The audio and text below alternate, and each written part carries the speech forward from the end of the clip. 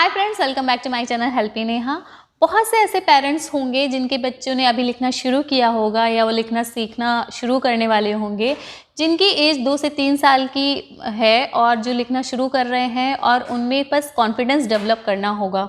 तो हमारे इंडिया में जो नर्सरी में एडमिशन बच्चों का 3 से 3.5 साल के बीच ही होता है। मोस्टली बच्चों का जो एडमिशन है वो 3 से 3.5 साल के बीच होता है।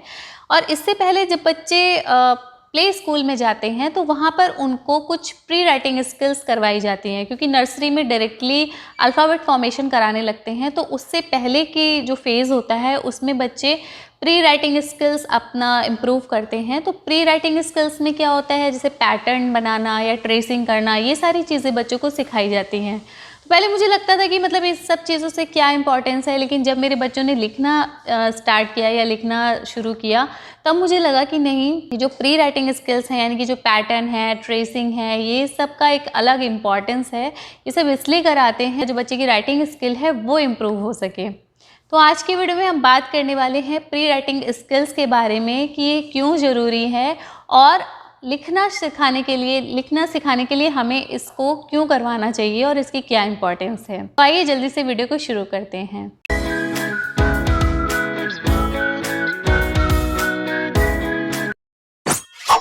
तो प्री राइटिंग स्किल्स में जो पहला स्टेप होता है वो है पैटर्न राइटिंग।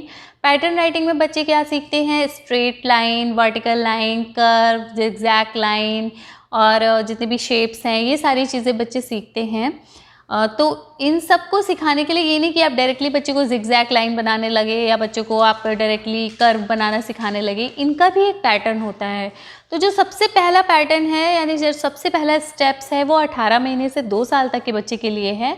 तो इस फेज़ में बच्चा क्या करता है, अगर वो एक डॉट बनाता है या अपनी फिंगर में पेंट रखकर सीधा एक डॉट बना रहा है तो ये इसका बच्चे का एक पहला स्टेप होता है। इसके बाद जो दूसरा स्टेप है, दूसरे स्टेप में बच्चे वर्टिकल लाइन और स्लैंटिंग लाइन बनाना सीखते हैं, यानी कि ये 2.5 साल के बच्चों के लिए स्टेप होता है। यानी कि सबसे पहले डॉट बनाना सीखते हैं, उसके बाद बच्चे स्ट्रेट लाइन और वर्टिकल लाइन बनाना सीखते हैं।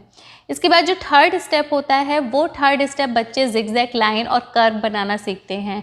तो ये जो तीनों स्टेप होते हैं ये मोस्टली बच्चे 2 से 3 साल की उम्र में ही सीखते हैं, जो कि उनको प्री स्कूल में सिखाया जाता है। और उसके बाद जब बच्चे नर्सरी में जाते हैं तब नर्सरी में बच्चों को लेटर फॉर्मेशन करवाया जाता है। तो ये जितने भी स्टेप्स हैं ये आप बच्चों को पेपर में करवा सकते हो, पेंट में करवा सकते हो या फिर आटे या ग्रेन की प्लेट में लेके करवा सकते हो। और उसके बाद या अगर आप पेपर में करवा रहे हो, क्रेयॉन से करा रहे हो, तो उसको आप हाथ पकड़ के कराइए और धीरे धीरे जब बच्चा बनाने लगे तो आप उसको हाथ छोड़ के अपने से भी बनाने के लिए दे सकते हो।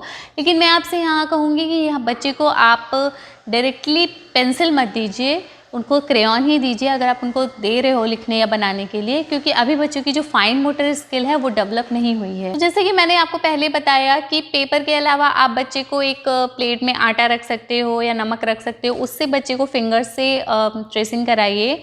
इसमें अभी बच्चे को खुद से लिखना नहीं आता तो आप जैसा ट्रेस करके बनाओगे उसका बच्चा कॉपी करके बनाएगा। दूसरा क्या है कि आप बच्चे की फिंगर में पेंट ले लीजिए और पेंट से बच्चे को पेंट से ही बनाने दीजिए। आप पेपर में बनवा सकते हो या किसी बोर्ड में बना सकते हो, तो उससे भी बच्चा एंजॉय करता है, एंटरटेनमेंट होता है और लेटर या कर्व लाइन या स्लैंटिंग लाइन जो भी आप उसको सिखा रहे हो वो बनाना सीखता है।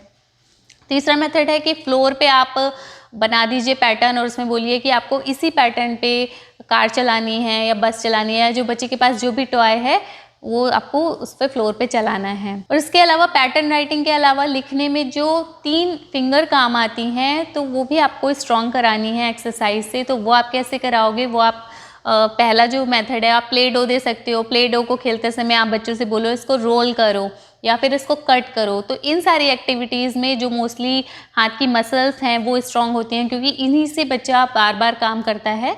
तो ये जो मसल्स होती हैं वो स्ट्रॉन्ग होती हैं। तो आप प्ले डो को रोलिंग करना, कटिंग करना, ये सारी चीज़ें बच्चों को सिखा सकते हो। इसके बाद जो अगला मेथड है वो है आप आटे के ट्रे में बच्चे को ट्रेसिंग करने के लिए दे सकते हो। बच्चा फिंगर से कर सकता है या किसी स्टिक से भी कर सकता है। उसके बाद जो सबसे बेस्ट मेथड है वो वाइट बोर्ड है। आप वाइट बोर्ड में बच्चे को मार्कर दे दीजिए और उससे कुछ भी बनाने के लिए बोलिए, वो कुछ भी करे। मतलब पहले वो हो सकता है कुछ भी शेप या साइज़ या कुछ भी बनाए, लेकिन बाद में वो धीरे धीरे जब आप उसको बोलोगे ये कॉपी करो तो अब वो बनाने लगता है। उसका जो लास्ट मेथड है वो है क्यू-टिप से क्यू-टिप पेंटिंग, यानी कि जो ईयरबड्स होती हैं उसमें भी जब हम ईयरबड को पकड़ते हैं तो ये जो 3 फिंगर्स हैं वही काम आती हैं। तो वो आप पेंट में डिप करिए और उसके बाद बच्चे को बनाने के दीजिए। आप पेपर में दे सकते हो या किसी बोर्ड में दे सकते हो।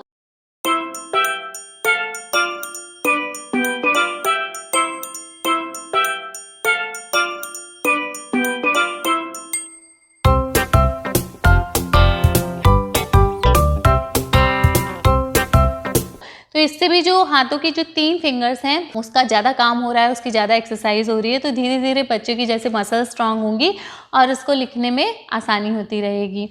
तो ये थे कुछ ऐसे मेथड जो कि आप 2 से 4 साल के बच्चों को लिखना सिखाने के लिए यूज़ कर सकते हो। तो आई होप आपको ये वीडियो पसंद आया हो, और अगर आपके पास भी ऐसी कोई टेक्निक है जिससे आप छोटे बच्चों को लिखना सिखाना बता सकते हो तो प्लीज़ कमेंट सेक्शन में ज़रूर बताइएगा।